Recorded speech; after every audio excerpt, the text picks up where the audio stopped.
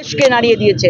Iraq, Iran এর মতো জায়গা থেকে, পাকিস্তানের মতো জায়গা থেকে আমরা নিজেরা এই ধরনের স্টোরি, এই ধরনের গল্প আমরা শুনেছি যে মহিলাদেরকে একদিকে যখন যুদ্ধ চলতো আর অন্যদিকে মহিলাদেরকে উঠিয়ে নিয়ে এসে কিডন্যাপ করে হাত পা বেঁধে তাকে গণধর্ষণ করতো লোকেরা।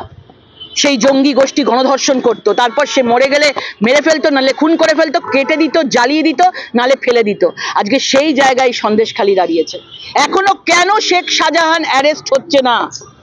কেন হচ্ছে না? কেন উনি কি এমন শেখ শাহজাহানের কাছে আছে মধু যে শেখ শাহজাহানকে উনি অ্যারেস্ট করতে পারছেন না? পরিষ্কার বোঝা যাচ্ছে 30% ভোট ওনার কাছে আছে। এই 30% ভোট যদি না পান, এই লোকসভায় একদম রসগোল্লা হবে। সেই জন্য করছে। শাহজাহানের তাণ্ডবে কিভাবে দেখছেন যে তৃণমূল কর্মীর বাড়ি বিজেপি কর্মীদের সাথে কথা বলার অপরাধে তৃণমূল নেতা গুড়িয়ে দিলেন 3 বছর পর নিজের এলাকায়? ভেবে দেখুন, বলছি তো, যে মা বোনেরা বেরিয়ে এসছে তাদের পেছনে বাড়িতে দেখবেন মমতা ব্যানার্জির ফটো দেওয়া আছে। এটা এরকম নয় যে কোনো রাজনৈতিক বিস্ফোরণ হয়নি, এটা অটোমেটিক্যালি স্পন্টেনিয়াস বিস্ফোরণ হয়েছে। পেছনে মমতা ব্যানার্জির ছবি আছে। তারা মমতা ব্যানার্জিকে ভোট দিয়ে মহিলাকে নিয়ে এসেছিল, কিন্তু তারাও আজকে রাস্তায় বেরিয়েছে। তৃণমূল, বিজেপি, সিপিএম কিচ্ছু নেই। এই বামফ্রন্টের 34 বছরের শেখ শাহজাহানকে পুষে রেখেছে তারা, তাদের হাতে তুলে দিয়েছে, তৃণমূল সরকারকে হাতে তুলে দিয়েছে। সেই শেখ শাহজাহান সেইভাবে সে দাপিয়ে বেরিয়েছে। আজকে মাঠ পর্যন্ত নিজের নাম লিখে নিয়েছে। ভেবে দেখুন, পুলিশরা গিয়ে তাদের লজ্জা বোধ হচ্ছে না? মাঠের ওই শেখ শাহজাহানের দখল করা মাঠে সাদা চুন দিয়ে শেখ শাহজাহানের নামটা তুলছে।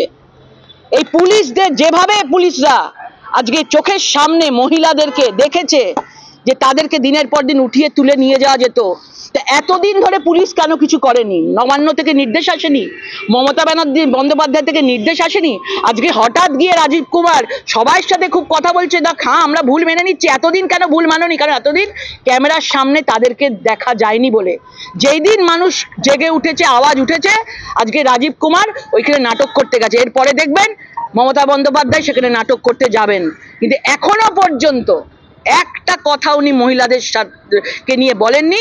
পুরোপুরিভাবে উল্টে বলছেন এরা দাপাদাপি করছে, এরা ছোট একটা ঘটনা বড় করছে, কিন্তু একটাও যে সকল মহিলারা এত আজকে আওয়াজ তুলেছে একটাও তাদেরকে নিয়ে কথা বলেনি। আমি তো বলবো, পুলিশ যদি কিছু না করে তাহলে ওই সকল মহিলাদের হাতে তুলে দেওয়া হোক, ওই সকল মহিলাদের হাতে তুলে দেওয়া হোক।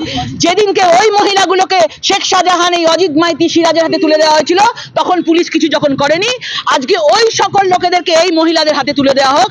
তাদের শাস্তি কি করে হয় এই মহিলারা দেখিয়ে দেবে।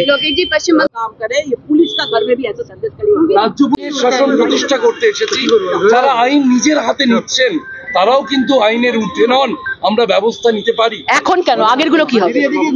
আগের গুলো কি হবে? লাস্ট 10 বছরে উনি এখন আইনের শাসন দেখাতে এসছেন। লাস্ট 10 বছর ধরে যে আইনের শাসন করে গেছে শেখ শাহজাহান, আইনের সবকিছু একদম খিচুড়ি পাকিয়ে দিয়েছেন, তাদের কি হবে? এতগুলো মহিলার সম্মান কি করে ফিরিয়ে? সন্দেশখালী তেভাগা আন্দোলনের জন্য খ্যাত, সেই তেভাগা আন্দোলনের 3 শহীদের নামে যে উদ্যান ছিল, স্মৃতি উদ্যান, তা গত কয়েক বছর ধরে সেখানে ক্লাব তৈরি হয়েছে। বাসিন্দারা বলছেন এটা তৃণমূলের ক্লাব সংস্কৃতির। এই যে তেভাগা আন্দোলনের স্মৃতি উদ্যানের তৃণমূলের ক্লাব, বললাম তো, নিজেরা সেই আফগানিস্তানের সেই দেখেছি না, যখন পুরো একদম এসে আফগানিস্তানকে পুরো দখল করে নিল। দেখছিলাম না যে আমরা কেউ প্লেনের ওপর বসে, ফ্লাইটের ওপর বসে নাচছে, হাত পা দোলাচ্ছে, পার্কের মধ্যে বসে বাচ্চাদের মতো করছে। এরা ঠিক এরকম অবস্থা, দখল করে মানুষের জমি, মানুষের সবকিছু এরা দখল করে একদম যা খুশি তাই করেছে। ভেবেছে যে এরম ভাবেই তাদের রাজ চলবে, কিন্তু জানে না ওপরে ভগবান আছে, ওপরে ঈশ্বর আছে। আর বাংলায় মহিলারা রয়েছে, অনেক কিছু অনেক দিন মেনে নিয়েছে। এখন যখন সন্দেশখালীতে আগুন লেগেছে, এই আগুন সহজে বন্ধ হওয়ার জন্য লাগেনি।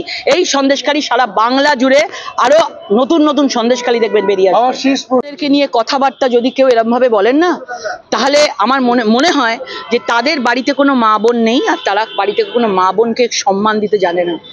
সন্দেশখালী যদি প্রধানমন্ত্রীর সঙ্গে তুলনা করেন, সন্দেশখালী হচ্ছে ইতিহাসে একটা সময় হয়ে থাকবে যে সেখানে মহিলারা আজকে বিনা নেতা, বিনা রাজনীতি, বিনা রং, বিনা জাত মহিলারা আওয়াজ তুলেছে।